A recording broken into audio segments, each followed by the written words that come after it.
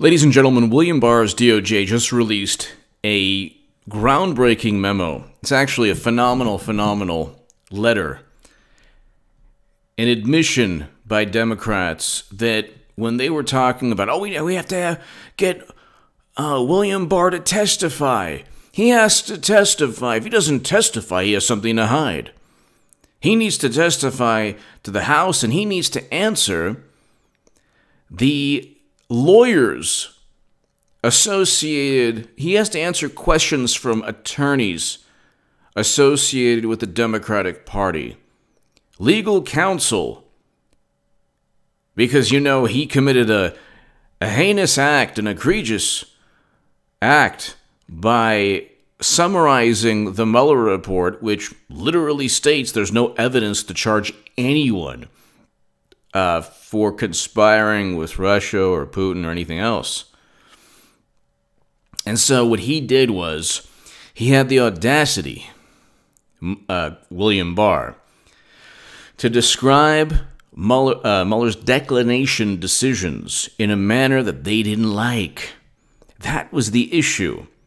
They had egg on their face once again. They failed once again.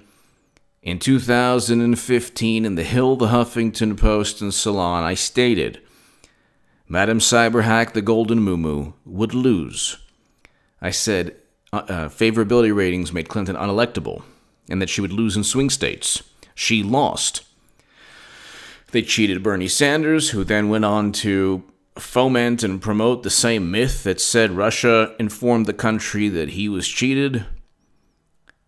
It's all a bunch of nonsense. They lost at that. They lost the election. They lost at fabricating and framing and setting up Trump and everyone around him. Now they're going to lose because guess what? President Trump is president, and he has the entire intelligence community working for him. They're going to James Comey, Clapper, Brennan, Strzok, McCabe, all of them. You're going to see indictments eventually, either before or after the election. Madam Cyberhack, the Golden Moo is running again. Hillary Clinton is running for president again. She has until November to announce. And one of the things they're going to do is they're going to say, well, you know what? People are shocked and they're petrified or they're frightened or they're completely stunned. But guess what? All this media coverage, that's how Trump got elected. Nobody thought he could do it. And Clinton's going to do the same thing. In fact, she's the rational one. Why aren't I 50 points ahead, you might ask? And they are running towards another cliff. But anyway, they're going to fail at that also. And Clinton eventually will get indicted after that. In its letter, and by the way, check out in the pinned comment, Rush Limbaugh had the great pleasure and honor of having him read my latest article in the Federalist.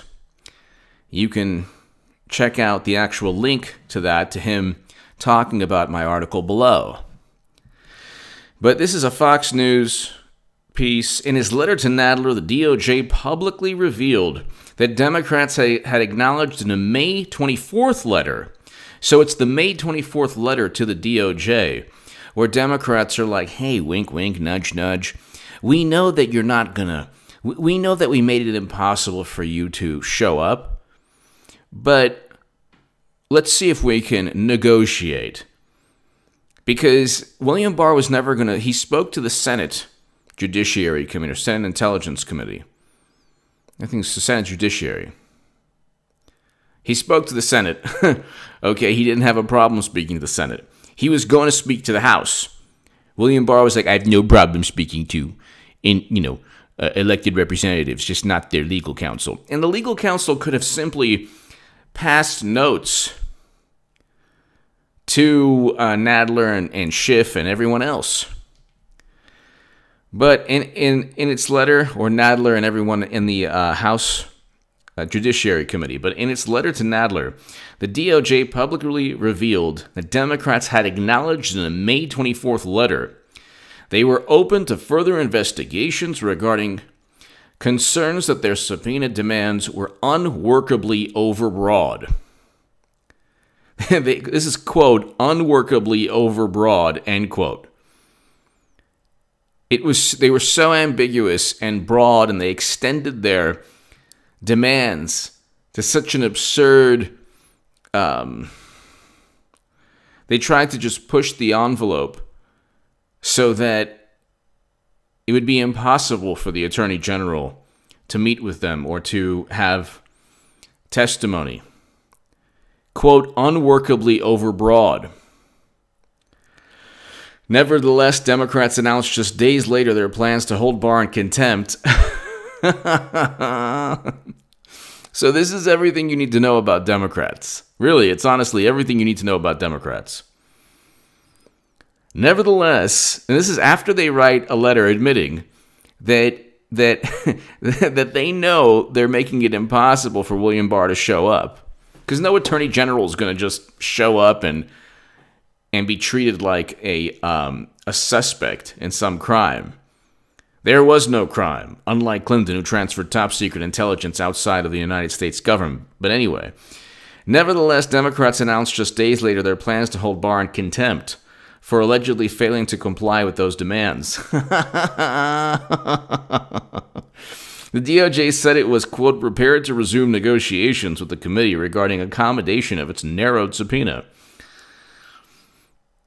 I hope you can accommodate my narrow subpoena. As long as Democrats remove the threat of an imminent vote by the House of Representatives to hold the Attorney General in contempt. So the Democratic Party admits that it's purely political. They're just trying to make William Barr look bad. That they're pretending they're these virtuous, moral, upright, ethical people when they're the antithesis of all those things. And they're playing politics because they know the media will further any nonsense that they communicate. So what they did was they're like, well, Barr is refusing to speak with us about his memo of the report. And then you get articles like, why is William Barr not attending? And and this is, dereliction of duty and all this thing. It's like, this was pure politics. They didn't like what the fact that 2 years of an investigation where they were promising that Trump worked with Putin and that the Steele dossier was accurate, and none of it's accurate, absolutely none of it. Whenever you hear anyone say that it's accurate, have them read the dossier.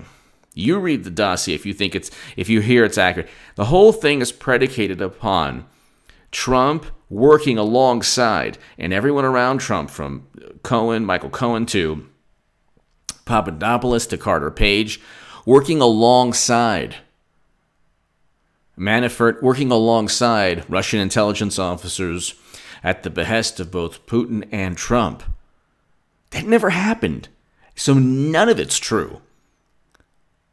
And when James Comey says, gosh, I just don't know who commissioned the dossier, I didn't know Clinton or the DNC, he's lying. I mean, this is like so obvious. We're going to look back at this time period and say, the media is a sinking ship. Democratic Party's a sinking ship. Liberal and progressive voters are basically on the Titanic, and the boat's about to capsize, and they still think that they have a political party and that they can, influence things. They don't know that the golden muumuu is levitating above the ocean and saying, follow me. I'll save you. And they will, as they rearrange deck chairs on the Titanic and as it goes under. The political equivalent. They don't realize she's running again. All of this was to just pave the way, make everything morally relative, and tear apart and break the spirits and willpower of the average voter on the left or even the center left. But, quote, this is interesting. The department was disappointed by the committee's abrupt termination of ongoing negotiations aimed at reaching a reasonable accommodation that respects both sides' legitimate interests regarding the materials sought. Justice Department wrote to Nadler. Further, the department is disappointed by news reports indicating that Democratic leaders have scheduled a contempt vote. So I find this so amusing because it's like it was such a blatant public relations stunt. I mean, they are the Democratic Party. Actually, when it fails, it wins, and that's not sustainable long term. They've managed to turn failure into victory. Clinton lost. Oh, they cheat Bernie Sanders, they blamed Russia. Clinton lost, they blamed Bernie Sanders and Russia, mainly Russia. But even the other day, Clinton called Bernie Sanders a sore loser. I mean, the audacity. Look, Bernard Sanders is not the epitome of courage. The guy got in bed with the same people who cheated him. Oh, you cheated me. I should apologize to you. It's my fault. No, it's my fault that I was cheated. And even still, you now have a rehash, and I'm so glad I'm not on Twitter. And I'm a Trump supporter, so it's like, I look at this in absolute amusement. There are people on Twitter. I'm not on Twitter, but sometimes I find out what's going on. I like to see what's going on. I type in my name. People are still talking about me. It's hilarious. They're still talking. They're still using They use my name as a disparaging, as an insult to people, which I find hilarious. They're like, "You're the next H.A. Goodman. This journalist is just like H.A. Goodman. Do better," and then insert publication. But there are still people who are like, "Well, he was given every chance to win, and he just didn't win. He wasn't going to win. Okay, he lost fair and square." Then why are you blaming Russia for hacking the DNC? The same people, and this is not defending Bernie because those days of H.A. Goodman are long gone. Huffington Post called me the biggest Bernie Sanders booster on the internet. The Washington Post called me the unofficial scribe of Sanders' most hardcore voters. I am now a Trump supporter, a Trump voter. I'm going to vote for Trump. And I explained in The Federalist, one of my first articles in The Federalist, why Bernie supporters should vote Trump 2020. But you have a situation where there are people who are reliving the nightmare that they imposed upon their own voters, the Democratic Party. They cheat. It's one or the other, Democrats. It's one, and then you have these fake and phony pundits. I'm not even going to mention their names. They're like, oh yeah, and I'm not talking like, okay, Jared Beck, Elizabeth Beck, and Nico House. Those are three courageous individuals who fought back. They waged the DNC fraud lawsuit. They're amazing. Follow Nico House. He has a growing channel if you're on the left. He's a huge a Tulsi Gabbard supporter. I like Tulsi Gabbard. I'm voting for Trump. Any person that, Clinton's going to run, and she's going to win the Democratic nomination hands down, easily. The Democratic Party is an extension of Bill and Hillary. It's an extension of me. I feel your pain. You like my extension? But anyway, like 4 years from now, if it's Jeb Bush versus Tulsi Gabbard or Cruz versus Gabbard, if she doesn't go too anti-Second Amendment or too far to the left on certain issues, I could see myself voting definitely for Tulsi Gabbard because of her anti-war, anti-intervention foreign policy, which is just like President Trump, which is what I thought Bernie Sanders had, which is why I used to love Bernie Sanders. But when Trump wanted to bring home Americans, which is what he stated, his stated goal, even Bernie Sanders was like, oh, it has to be an orderly withdrawal. I mean, the guy can't do anything without pushback. Trump, he can't do anything. They've gone so maniacal, and they've become such zealots against Trump That it's actually, I mean, the fumes of their own contempt and hatred are like,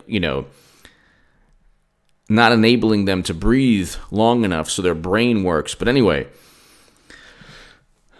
my point is, why would Russia hack the DNC to inform the country that Bernie Sanders was cheated if he wasn't cheated? Get it, Democrats? They completely forget the propaganda that they've spewed for so long. So you see on Twitter, people are like, Bernie Sanders, he just lost. Okay, Bernie bros, Bernie, horrible people.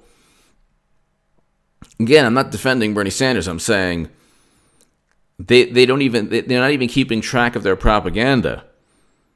How can you say that Russia hacked the election by infiltrating the DNC to inform the country that Bernie Sanders was cheated and there's 500 conflicts of interest in the Clinton Foundation, and you have all of these revelations with media basically in bed with the Democratic Party, 2 journalists at the New York Times who were basically viewed as friendly journalists, and a whole list of journalists who were friendly journalists. But anyway, the whole thing was rigged.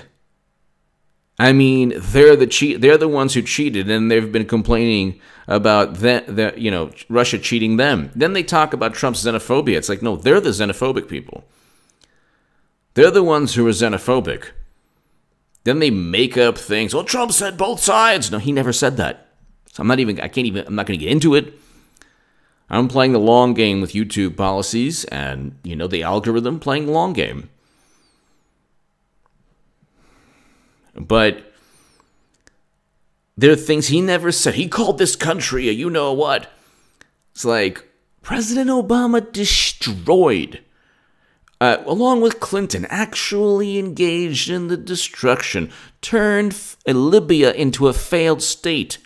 But liberals only care about what Trump allegedly stated. Then you have people on the left who are like phonies and fakes who are like, yeah, Tulsi Gabbard. But they would never in a million years vote for Tulsi Gabbard. They're going to vote for Clinton. The same people who told you to vote for Clinton in 2015 and 16 are the same people who told you that Trump worked with Russia, and they will be the same people who tell you to vote for Clinton again in 2020. Think about it from Clinton's perspective, ladies and gentlemen. You're talking about the most power-hungry, duplicitous, deceitful, underhanded politician of all time. You're talking about a person who stated that she survived Bosnian sniper fire, and in both rhetoric and action and deed is far worse than Trump on any issue, from race to foreign policy. Foreign policy, Clinton, her career is an abomination. There's no nothing, no foreign policy success, absolutely nothing. Christopher Hitchens was 100% right. She had no business.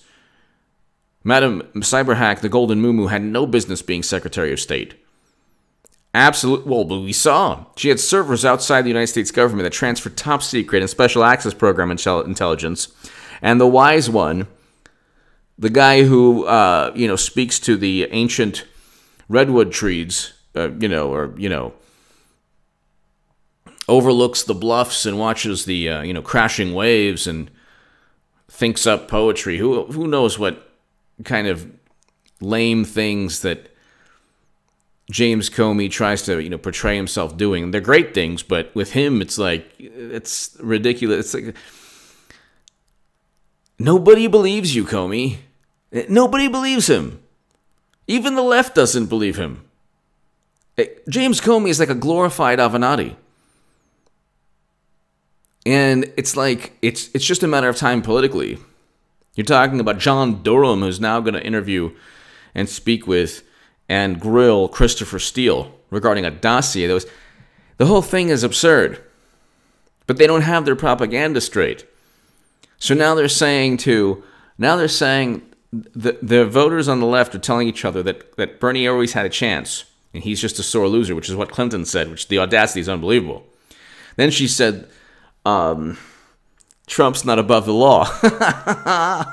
She's been above the law like her entire political career, from Whitewater to everything else, to the recent Clinton, purchasing the dossier, conspiring alongside everyone else. But owning servers outside of the United States government with top secret intelligence on them, big problem. Huge problem. Illegal beyond belief. But this is all to pave the way, ladies and gentlemen. From here on out, it's important to remember, and this is one of the perks of watching this channel. Not that I'm like this sage, wise person. I'm just telling you, from here on out, Democrats are going to paint, and media are going to paint reality. They're going to paint their own version of reality, not for you, the independent or the Trump voter or the progressive who still watches this channel, and God bless you if you do. I thank you so much. Not for the person with individual thought, with critical thinking skills. Not for most sane, logical, rational Americans.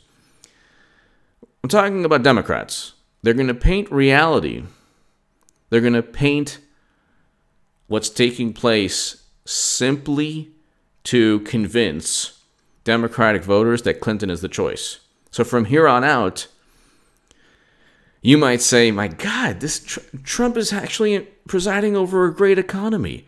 Foreign policy-wise, I mean, meeting a North Korean leader, that's like an amazing accomplishment. Now there's like a somewhat of a roadmap. Maybe there's a rocky road, but there's somewhat of a roadmap to peace between North and South Korea. Wages are up, 500,000 new manufacturing jobs. He signed the First Step Act, prison reform legislation. I mean, we can go on and on. 50-year low in unemployment, record lows in Black and Latino unemployment and female unemployment. More jobs than workers to fill them. And how is this a monster? How is this person, So you might say that, but what they're going to say is, oh my God, Trump represents everything horrible.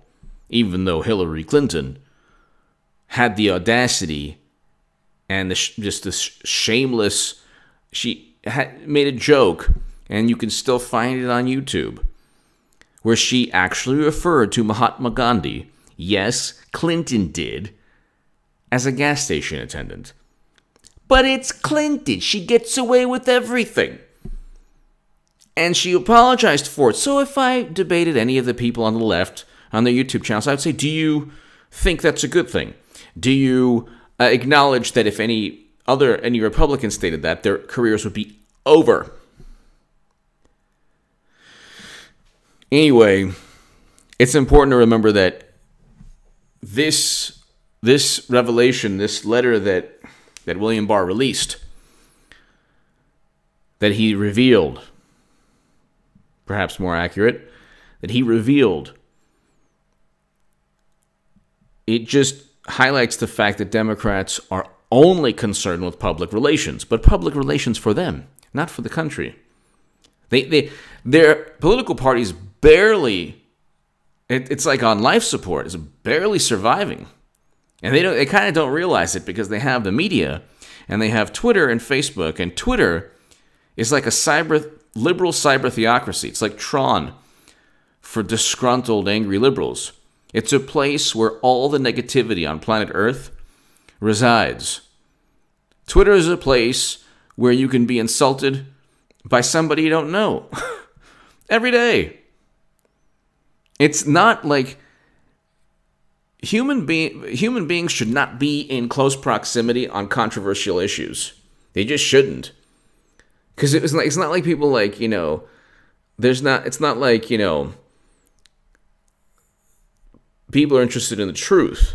They're interested in well, at least Democrats especially are interested in mocking and disparaging and telling you how horrible you are and how virtuous and wonderful they are. They're like more devoid of morality. They're the biggest cheaters, the biggest xenophobes, and then they worship people like John O'Brien, and they don't realize how not only counterproductive but how ironic it is. And they're gonna go and Clinton is running again, and when she has time. It's June. Trump announced in June. But you have July and August and September. How much more of Biden versus Sanders can you take? It's already enough. I mean, it's like you might as well put these 70-plus-year-old men on the 40-yard on like a have them do a 40-yard dash. I'd rather see that than what's going on now. It's boring. There's no end in sight to this. There's nothing. The longer that it's Biden and Bernie, the longer people are like, gosh, who's going to save us? And if you're in the Democratic Party, like, who's going to save us? And then you're going to see slowly the writing, hey, we should have Hillary. What? No, really? Yeah, I agree. And then it's suddenly going to dawn upon them, maybe. And then it's going to be strategic. Just like when she said she wasn't running, which she actually never said she wasn't running, because they panned over her. It was like a Chappaqua cable station. It was the Chappaqua cable station. And the reporter was like, for the first time ever, Hillary Clinton finally makes the announcement. And then the reporter was like, do you promise never to run again? And then as she's answering, there's like a soundtrack of, and for the first time ever, she said she was not running. But you never heard Clinton saying that. And then the next day, literally like 12 hours, not even 5-6 hours later, Maggie Haberman tweets out, just spoke to somebody. This is the why people should read the DNC emails. One of the journalists who are considered friendly to the teed off stories for the Clinton campaign. Then she goes, oh yeah, just spoke to people in the Clinton campaign, and then she said she didn't want to close the door on 2020. She was just going to wait and see what's going on. Well, you don't have John Kerry. You don't see other men being told not to run. That's because people are not absolutely petrified of them. That's because nobody has ever accused John Kerry of being related to Satan. That's why. It's like when they try to humanize the Golden Moo, that's the most hilarious part. Well, she's really just, she doesn't think it's fair. It's not fair. How come John Kerry isn't told not to run again? Because people don't view him to be an abomination. He's not the sharpest tool in the shed, but, they're not frightened beyond belief of him. But they are of you. But it doesn't matter. It doesn't matter. It doesn't matter. It doesn't matter. It doesn't matter. It's important. It's important for you to get psychologically and emotionally ready for the Golden Movement to levitate. It is important. I know that people who, the wonderful people who watch, a lot of wonderful people watch the channel, not again. I have to hear this again. Because I told you throughout the Mueller probe, I'm like, it's nonsense. It's baloney. It was all funded by Clinton, and now my article, I'm so happy, and so Rush Limbaugh spoke about it twice. Very happy about that. I reached out actually to Fox News. If they would like me on there to speak about the article, it'd be great. But, I am telling you, this is all by design. And the hilarious part is that It's simply, all I'm saying is that like a candidate is running again. You see, like, it shouldn't be a source of anxiety. That shouldn't lead to like depression and anxiety and heart palpitations. But it does for people. Heaven forbid. Anyway. But I digress. Give me your thoughts below. From here on out, just make sure not to take politics too seriously. And limit, if you are the type of person who gets annoyed by Twitter and Facebook, limit your time on social media. Or delete it like I did. And I realized something that I'm like, wow, I don't have to play. I mean, going on Twitter is basically like playing Brady and Belichick in Foxborough in a blizzard every day. It's just an away game every day. Especially if you're a Trump supporter or independent or conservative, it's always an away game. And so when you end, like, my writing is doing better than ever, my channel is doing better than ever, my voice is being amplified. I'm not on social media, so you don't need to be. I mean, you can actually find out what's going on Twitter by just going on, just type in the hashtag and you'll see whatever you want. But it's like everything is ruined on Twitter. Even like Andy Ruiz, he's amazing. He's like the real life version of Rocky. Andy Ruiz Jr., first Mexican heavyweight champion of the world. Amazing fight. He shocked the world. I mean, he was awesome. Anthony Joshua was like this Greek god, like he's built like a statue, a Greek statue. And nobody thought he would lose. And this was like the day of the fight, it was one of the segments. I did not predict that Joshua would lose, but I did say Andy Ruiz is pretty good. I did say that, there could be an upset. I did not make a prediction. I'm just saying, because I knew that he had really fast hands and he's amazing. What's the first thing that happens? Stephen A. Smith, who's a great journalist, I really like him, but he makes like a negative comment on Twitter. Like the first thing, it's like Twitter is just there for humanity's negativity to just dwell and fester. It's not a healthy, we've taken a step back in terms of technology with Twitter and Facebook. They're not good places. And they are going to be dystopian nightmares during the election, especially if you're on the left. Because, like, with me, I've left that cult, and I'm no longer part. I don't care what they think of me. In fact, I relish their disdain. Very happy. If people on the left whom I don't like the ones I don't respect, if they don't like me, great. That shows that I'm doing something really good, that I'm on the right side of history. But if you're on the left especially, and you're leaning more towards being independent, and you still watch this channel, I advise you to just stop social media. There's no, if you don't enjoy arguing with people you don't know.